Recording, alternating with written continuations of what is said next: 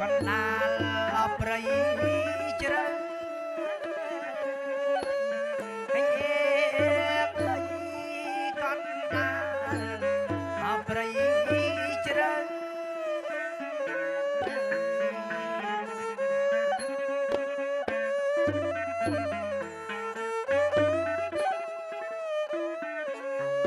ប្រាសាទខ្ពង់ខ្ពស់